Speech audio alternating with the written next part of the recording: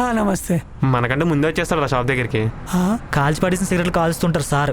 మున్సిపాలిటీలో వచ్చి పొద్దున్న క్లీన్ చేస్తారని పొద్దున వచ్చేస్తాడు. సరే కానీ రాజేష్ డబ్బులు అని తినేస్తున్నాడు. ఒకసారి ఫోన్ ఎత్తొచ్చు కదా. నిన్నే చాలా మంది సర్దాను రా, ఇప్పుడు కష్టం. అయినా నాకు డబ్బులు కావాలని ఫోన్ చేసిన వాడు ఏమైనా ఫోన్ లిఫ్ట్ చేశాడా? నేనేందుకు లిఫ్ట్ చేయాలి? వాడి డబ్బులు కదరా, అయినా సర్దాను అన్నావు కదా, డబ్బులు ఎక్కడివి? నీకు చెప్పలేదు కదా, ఇంట్లో డబ్బులు తీసుకెళ్ళి ఇచ్చేసాను. ఆ విషయం నాన్న తెలిసిపోయి పెద్ద గొడవ అయింది. డబ్బులు తీసుకొస్తాను ఇంటికి రమ్మని బయటికి పోమన్నారు. మన రూమ్కి వచ్చేచ్చు కదరా.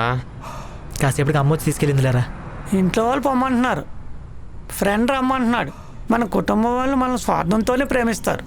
మంచిగా చదువుకో, మంచిగా జాబ్ చేయి, డబ్బులు సంపాదించు, డబ్బులు దాచుకో, ఇవన్నీ చేస్తేనే వాళ్ళు సుఖంగా ఉంటారు. లేకపోతే మనకు సుఖం లేకుండా చేస్తారు. వాళ్ళ స్వార్థం కోసం మనతో ఇవన్నీ చేయించి మేమేం చేసినా మీకోసమే కదా అని దొంగ ప్రేమలు చూపిస్తారు. ఇలాంటి ఫ్రెండ్ లేక ఎన్ని రోజులు రోడ్డు మీద ఉన్నాను. ఇలాంటి ఫ్రెండ్ ఉండుంటే దర్జాగా రాజాలా తిరిగేవాడిని.